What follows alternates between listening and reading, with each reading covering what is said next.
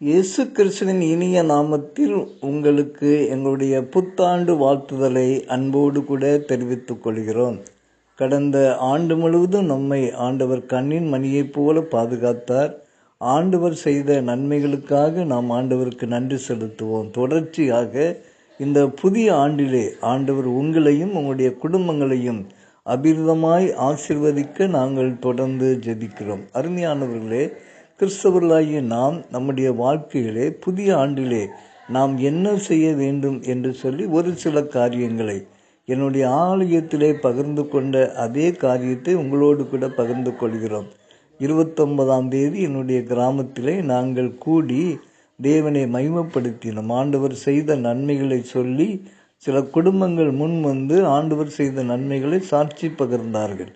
அதை தொடர்ந்து நாங்கள் புதிய ஆண்டுக்குள் பிரவேசிக்க இருக்கிறோம். ஆகவே நாம் செய்ய வேண்டிய சில காரியங்களை எங்களுடைய தமிழ் மக்களுக்கு, அதாவது நம்முடைய கிராமத்தின் மக்களுக்கு புரியும்படியாக ஆனா, ஆவண்ணா, ஈனா, ஈயண்ணா, ஊனா, ஊவண்ணா, ஏனா என்று சொல்லி இந்த தமிழ் எழுத்துக்களை வைத்து ஒரு சில ஆவிக்குரிய ஆசீர்வாதமான வார்த்தைகளை சொல்ல ஆண்டவர் கிருபை கூர்ந்தார். ஆகவே அதைத்தான் உங்களோடு கூட நாங்கள் பகிர்ந்து கொள்கிறோம்.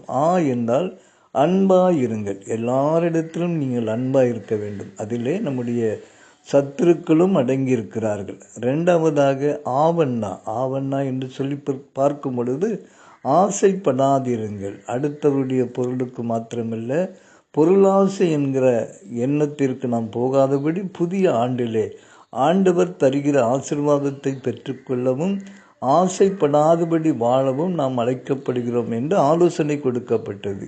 மூன்றாவதாக என்று சொல்லி பார்க்கிறோம். என்றால் இனிமையாக பேசுங்கள்.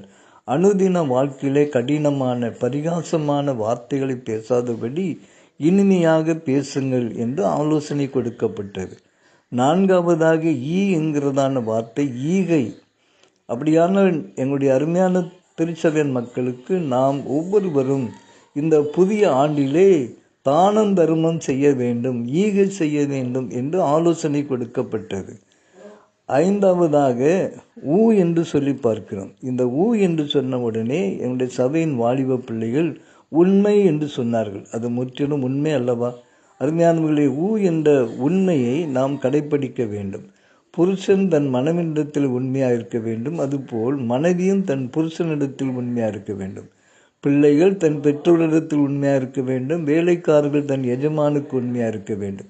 இப்படி எல்லா இடத்திலும் உண்மையாக இருக்க நாம் அழைக்கப்படுகிறோம். ஆபிரகாமுக்கு ஆண்டவர் கொடுத்த கட்டளை என்ன தெரியுமா? நீ எனக்கு முன்பாக உத்தமனாய் நட என்று சொன்னார். அதுபோல இந்த புதிய ஆண்டிலே நாம் உண்மை உள்ளவர்களாக காணப்பட வேண்டும். இன்னுமாக ஊவண்ணா என்று சொல்லி பார்க்கிறோம்.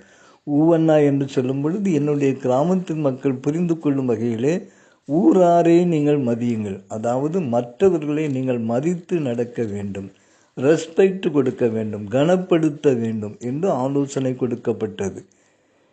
கடைசியாக என்று சொல்லி பார்க்கிறோம். எள்ளி நகைக்காதீர்கள், மற்றவர்களை குறித்து பரிகாசம் பண்ணாதீர்கள். ஆகவே இந்த 7 காரியங்களை எங்களுடைய சபையின் பிள்ளைகளுக்கு சொல்லிக் கொடுத்த அதே காரியத்தை உங்களோடு கூட நாங்கள் பகிர்ந்து கொள்கிறோம். இந்த புதிய ஆண்டிலே நாம் எடுக்கிற தீர்மானத்தை அந்த ஆண்டு முழுவதும் நாம் நடத்த, அதை செய்ய கடமைப்பட்டு இருக்கிறோம். அருமையான வாக்குத்தத்த வசனங்களை நாம் எடுப்போம்.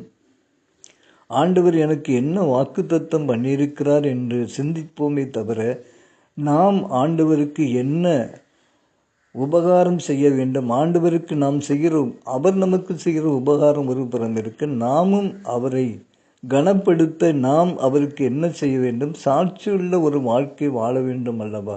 ஆண்டவர் எதிர்பார்க்கிற நன்றி உள்ள ஒரு வாழ்க்கையும் சாட்சி உள்ள ஒரு வாழ்க்கையும் அவர் எதிர்பார்ப்பார் அல்லவா இந்த புதிய ஆண்டிலே? ஆகவே நாமும் ஒரு புதிய தீர்மானத்தோடு இந்த வசனங்களை கடைப்பிடிக்க அன்பாய் அழைக்கப்படுகிறோம்.